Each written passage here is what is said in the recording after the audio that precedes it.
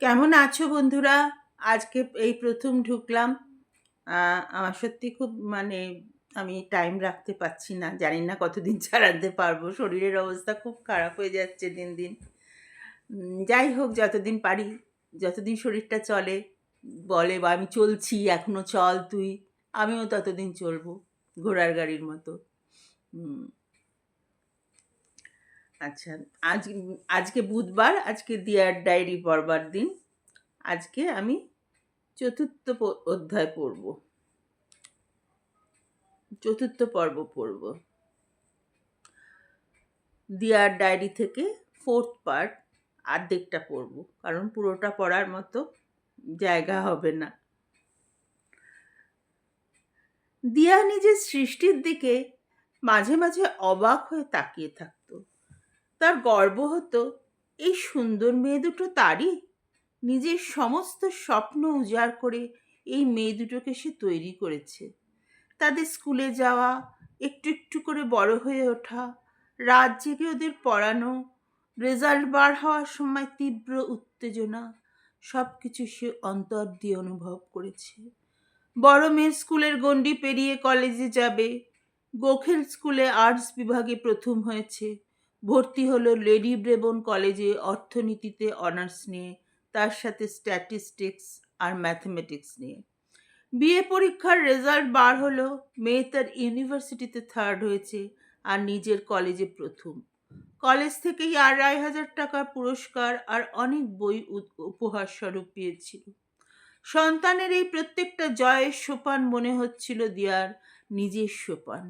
সে যেন একটু একটু করে তার তৈরি ওই সোপান দিয়ে উঠে আসছে। দিয়ার মনে পড়ে, সে যখন ছোট ছিল তখন সে খুব হীনমন্যতায় ভুগত। তার মনে হতো সে নিজে কিছুই পারবে না, কারণ তার বাবা সব সময় তাকে আড়াল দিয়ে রাখতো। কেউ কিছু বললেই বাবা বলতেন, ও তো ছোট, ও পারবে কি করে। সে যখন ক্লাস 7-8-এর ছাত্রী, তার অনেক বন্ধুরা বাসে ট্রামে করে স্কুলে যেত, আর সে যেত স্কুল বাসে, কারণ স্কুল বাস না আসলে তার স্কুল যাওয়া হতো না। বাবা বলতেন, কি করে যাবে ট্রামে বাসে করে। দিয়া হয়তো বলতো, আমার অনেক বন্ধুরা তো যায়, কি হবে গেলে। বাবার গম্ভীর হয়ে বলতেন, তর্ক করে না, ট্রামে বাসে চলতে গেলে শরীর অনেক মজবুত করতে হয়। বাবার ভয়ের জন্য দিয়ার শৈশব যৌবনটা যেন এক বদ্ধ কৌটোর মধ্যে আটকে গেছিল। অভিমানে তার দু চোখ দিয়ে জল পড়তো। কেন এই অবিচার? সবাই যা পারে সে কেন তা পারবে না? কিন্তু বাবার মুখের ওপর কোনো কথা বলতে পারতো না। শুধু ট্রামে বাসে করে যেতে হবে বলে ক্লাস 11-এ তার নিজের অত্যন্ত ভালো স্কুল ছেড়ে বাড়ির কাছে স্কুল কমলা গার্লসে ভর্তি হয়েছিল। এটা তার জীবনের এক বিরাট ক্ষতির কারণ। তাও দিয়া কলেজে অনার্স নিয়ে ভালোভাবেই পাশ করলো। আর বিএ ফাইনাল পরীক্ষা শেষ হওয়ার দুদিনের মধ্যেই তার বিয়ে হয়ে যায় এক সংস্কারাচ্ছন্ন ব্যবসায়ী পরিবারে, যেখানে তার জীবনের সব আলোগুলো একটু একটু করে নিভে যায়। অথচ তার দিল্লিতে খুব ভালো ইঞ্জিনিয়ার পাত্রের সঙ্গে সম্বন্ধ এসেছিল, প্রায় ঠিক হয়ে গেছিল। কিন্তু বাবা বললেন, দিল্লিতে গিয়েও একা একা সব কিছু করতে পারবে না। কিন্তু দিদির ক্ষেত্রে বাবার এত কড়া নিয়ম ছিল না। দিদি যাদবপুর থেকে এমএ পাশ করেছে, একা একা বাসে করে ইউনিভার্সিটিতে যেত, বন্ধুদের সাথে সিনেমায় যেত, কফি হাউসে মোগলাই খেতে যেত। তার বিয়েও হয়েছিল ভালো ইঞ্জিনিয়ার পাত্রের সাথে। এই দিদি দিয়ার মায়ের মতন। দিয়ার অন্তরের দুঃখ অনুভব করতে পারত। কিন্তু দিদিও চলে গেছিল অনেক দূরে, সুদূর আমেরিকা। একমাত্র চিঠি ছাড়া আর কোনো যোগাযোগের পথ ছিল না। সংসারের বিরাট ঝামেলা সামলে চিঠি লেখার সময় তার কাছে খুবই কম থাকত, তাই চিঠি লেখা হতো না। এক এক সময় দিয়ার মনে হতো তারই দিদি আমেরিকায় প্যান্ট পরে চাকরি করছে, আর সে পায়ে আলতা দিয়ে মাথায় ঘোমটা দিয়ে বর্ধমানে গুরুবাড়ি যাচ্ছে। কত তফাৎ দুই বোনে! বাবার ওপর তীব্র অভিমানে তার দু চোখ দিয়ে জল বার হতো, কিন্তু তা আপনি শুকিয়ে যেত, কেউ দেখতে পেত না। চতুর্দিক চতুর্দিকে পারবে না শুনে শুনে দিয়ার মনে হতো সত্যিই সে কিছু পারবে না। বিয়ের পর তার স্বামীই বলতো, এই ঘরকন্নার কাজ, রান্নাবান্না এসব তুমি ভালো পারবে, আর কিছু তোমার দ্বারা হবে না। দিয়ার অনেক বন্ধুদের অল্প বয়সে বিয়ে হয়ে গেছিল, কিন্তু বিয়ের পর তারা স্বামী শ্বশুরবাড়ির ইচ্ছায় সহযোগিতায় BA MA পাশ করে নিজেদের পায়ের তলার মাটি শক্ত করে নিয়েছিল। কিন্তু দিয়ার সংসারে কারো কাছে কোনো সহযোগিতা পায়নি। আর কেউ তো দূরের কথা, স্বামীর কাছেও না। তার সোনার বসন্তের দিনগুলো কেটে গেছে ঘোমটার আড়ালে ঘরের তেলকালির মধ্যে। সোনালি বিকেলগুলো হারিয়ে গিয়েছিল অনেক আগেই। দিয়ার মা ছিলেন খুবই আধুনিক মনস্ক। মা হয়তো স্বামীর সান্নিধ্যে এসেই হয়েছিলেন, কিন্তু যা বাবা বলতে পারেননি তা মা বলেছিলেন, যে আমি তোর মেয়েদের দেখব, বিয়েরটা পড়ে নে। কিন্তু শুধু মেয়েদের দেখলেই তো হবে না, এত বড় সংসারটাকে দেখবে? এ প্রশ্ন তুলেছিলেন তারই ধার্মিক শ্বশুরমশাই। তাই দিয়া আর বিএড পড়া হয়নি।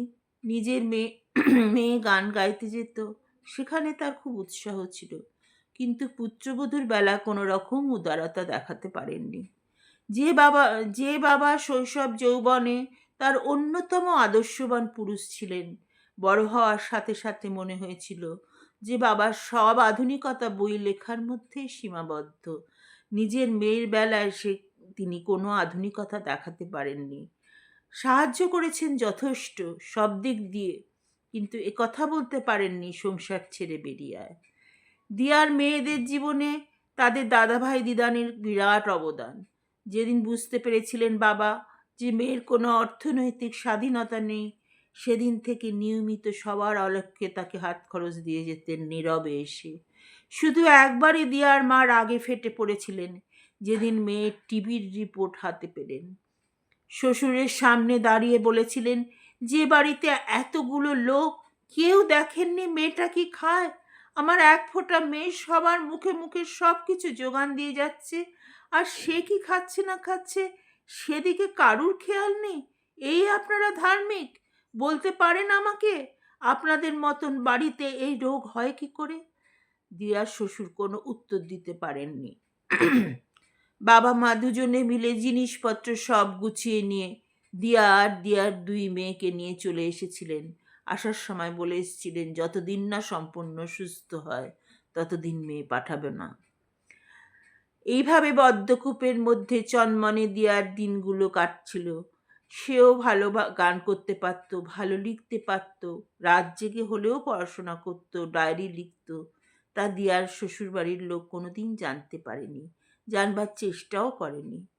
সবার কথা বাদ দিলে দিয়ার স্বামী তার বান্ধবীর সামনে দাঁড়িয়ে বলেছিল, ওই রান্নাঘরটাই তোমার জায়গা, রান্নাটা ভালো করো, ওটা নিয়েই থাকো, তার বাইরে যাওয়ার চেষ্টা করো না। সেদিন দিয়া মনে মনে প্রতিজ্ঞা করেছিল, এই জবাব আমি একদিন দেবই।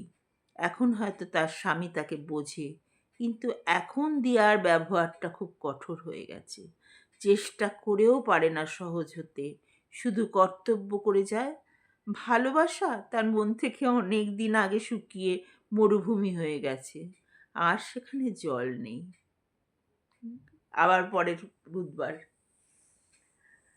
এইভাবেই বাংলাদেশের মেয়েদের, অনেক দিয়ার মেয়ের জীবন যেত ঊনবিংশ শতকে।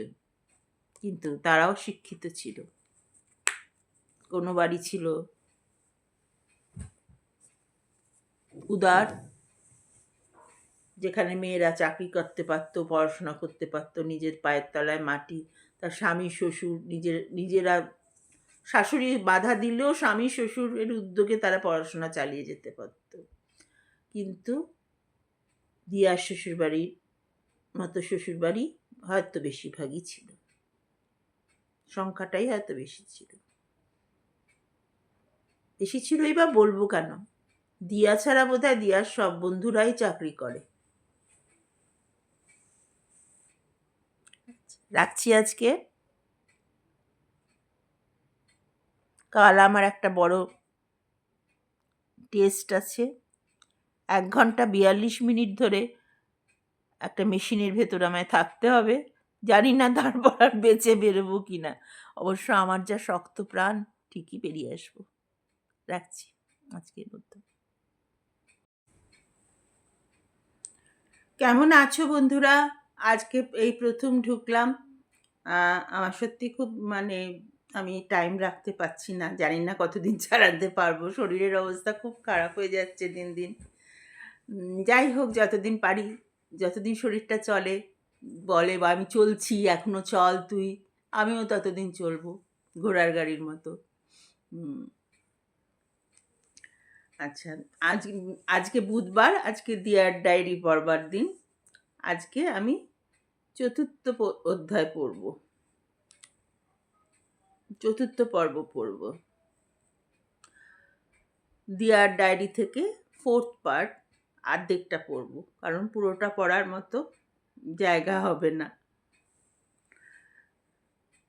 দিয়া নিজের সৃষ্টির দিকে মাঝে মাঝে অবাক হয়ে তাকিয়ে থাকতো। তার গর্ব হতো, এই সুন্দর মেয়ে দুটো তারই। নিজের সমস্ত স্বপ্ন উজাড় করে এই মেয়ে দুটোকে সে তৈরি করেছে। তাদের স্কুলে যাওয়া, একটু একটু করে বড় হয়ে ওঠা, রাত জেগে ওদের পড়ানো, রেজাল্ট বার হওয়ার সময় তীব্র উত্তেজনা, সব কিছু সে অন্তর দিয়ে অনুভব করেছে। বড় মেয়ের স্কুলের গণ্ডি পেরিয়ে কলেজে যাবে, গোখেল স্কুলে আর্টস বিভাগে প্রথম হয়েছে, ভর্তি হলো লেডি ব্রেবন কলেজে অর্থনীতিতে অনার্স নিয়ে, তার সাথে স্ট্যাটিস্টিক্স আর ম্যাথমেটিক্স নিয়ে। বিএ পরীক্ষার রেজাল্ট বার হলো, মেয়ে তার ইউনিভার্সিটিতে থার্ড হয়েছে আর নিজের কলেজে প্রথম। কলেজ থেকেই 2,500 টাকার পুরস্কার আর অনেক বই উপহার স্বরূপ পেয়েছিল। সন্তানের এই প্রত্যেকটা জয়ের সোপান মনে হচ্ছিল দিয়ার নিজের সোপান। সে যেন একটু একটু করে তার তৈরি ওই সোপান দিয়ে উঠে আসছে। দিয়ার মনে পড়ে, সে যখন ছোট ছিল তখন সে খুব হীনমন্যতায় ভুগত। তার মনে হতো সে নিজে কিছুই পারবে না, কারণ তার বাবা সব সময় তাকে আড়াল দিয়ে রাখতো। কেউ কিছু বললেই বাবা বলতেন, ও তো ছোট, ও পারবে কি করে। সে যখন ক্লাস 7-8-এর ছাত্রী, তার অনেক বন্ধুরা বাসে ট্রামে করে স্কুলে যেত, আর সে যেত স্কুল বাসে, কারণ স্কুল বাস না আসলে তার স্কুল যাওয়া হতো না। বাবা বলতেন, কি করে যাবে ট্রামে বাসে করে। দিয়া হয়তো বলতো, আমার অনেক বন্ধুরা তো যায়, কি হবে গেলে। বাবার গম্ভীর হয়ে বলতেন, তর্ক করে না, ট্রামে বাসে চলতে গেলে শরীর অনেক মজবুত করতে হয়।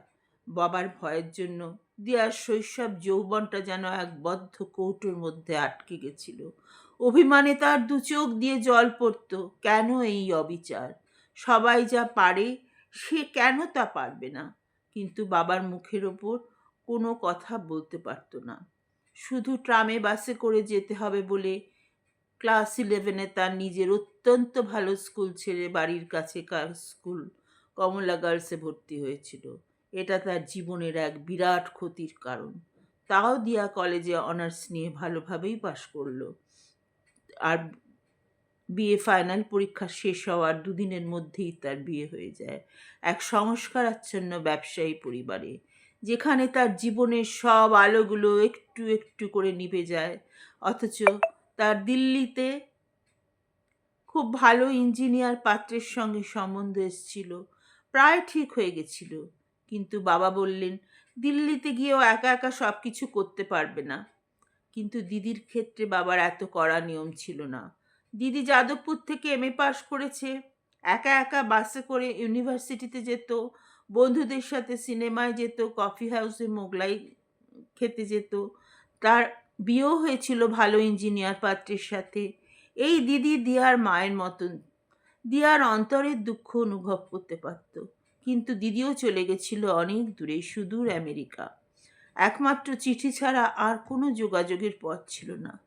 সংসারের বিরাট ঝামেলা সামলে চিঠি লেখার সময় তার কাছে খুবই কম থাকতো, তাই চিঠি লেখা হতো না।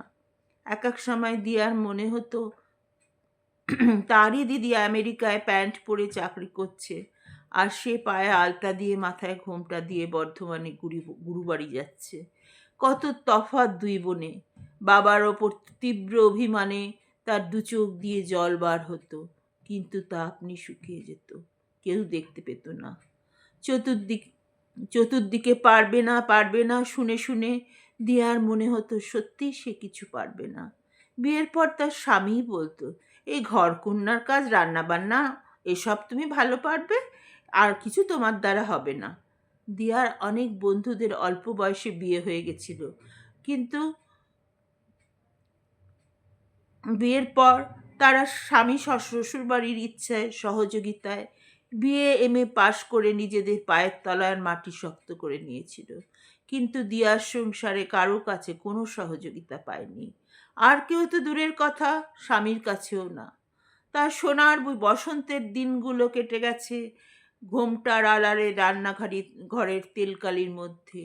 সোনালি বিকেলগুলো হারিয়ে গিয়েছিল অনেক আগেই। দিয়ার মা ছিলেন খুবই আধুনিক মনস্ক। মা হয়তো স্বামীর সান্নিধ্যে এসেই হয়েছিলেন, কিন্তু যা বাবা বলতে পারেননি তা মা বলেছিলেন, যে আমি তোর মেয়েদের দেখব, বিয়েরটা পড়ে নে। কিন্তু শুধু মেয়েদের দেখলেই তো হবে না, এত বড় সংসারটাকে দেখবে? এ প্রশ্ন তুলেছিলেন তারই ধার্মিক শ্বশুরমশাই। তাই দিয়া আর বিএড পড়া হয়নি। নিজের মেয়ে মেয়ে গান গাইতে যেত, সেখানে তার খুব উৎসাহ ছিল, কিন্তু পুত্রবধূর বেলা কোনো রকম উদারতা দেখাতে পারেননি। যে বাবা শৈশব যৌবনে তার অন্যতম আদর্শবান পুরুষ ছিলেন, বড় হওয়ার সাথে সাথে মনে হয়েছিল যে বাবার সব আধুনিকতা বই লেখার মধ্যেই সীমাবদ্ধ। নিজের মেয়ের বেলায় তিনি কোনো আধুনিকতা দেখাতে পারেননি। সাহায্য করেছেন যথেষ্ট সব দিক দিয়ে, কিন্তু কথা বলতে পারেননি সংসার ছেড়ে বেরিয়ে আয়। দিয়ার মেয়েদের জীবনে তাদের দাদাভাই দিদানের বিরাট অবদান। যেদিন বুঝতে পেরেছিলেন বাবা যে মেয়ের কোনো অর্থনৈতিক স্বাধীনতা নেই, সেদিন থেকে নিয়মিত সবার অলক্ষ্যে তাকে হাত খরচ দিয়ে যেতেন নীরবে এসে। শুধু একবারই দিয়ার মা রাগে ফেটে পড়েছিলেন, যেদিন মেয়ের টিভির রিপোর্ট হাতে পেলেন। শ্বশুরের সামনে দাঁড়িয়ে বলেছিলেন, যে বাড়িতে এতগুলো লোক কেউ দেখেননি মেয়েটা কি খায়, আমার এক ফোঁটা মেয়ে সবার মুখে মুখে সব কিছু যোগান দিয়ে যাচ্ছে, আর সে কি খাচ্ছে না খাচ্ছে সেদিকে কারুর খেয়াল নেই। এই আপনারা ধার্মিক? বলতে পারেন আমাকে, আপনাদের মতন বাড়িতে এই রোগ হয় কি করে? দিয়ার শ্বশুর কোনো উত্তর দিতে পারেননি। বাবা মা দুজনে মিলে জিনিসপত্র সব গুছিয়ে নিয়ে দিয়ার দুই মেয়েকে নিয়ে চলে এসেছিলেন।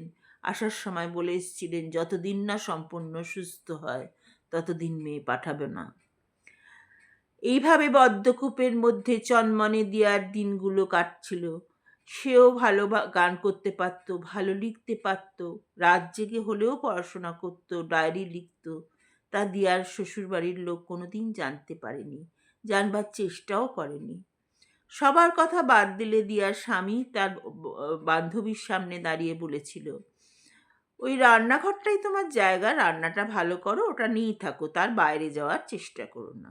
সেদিন দিয়া মনে মনে প্রতিজ্ঞা করেছিল, এই জবাব আমি একদিন দেবই।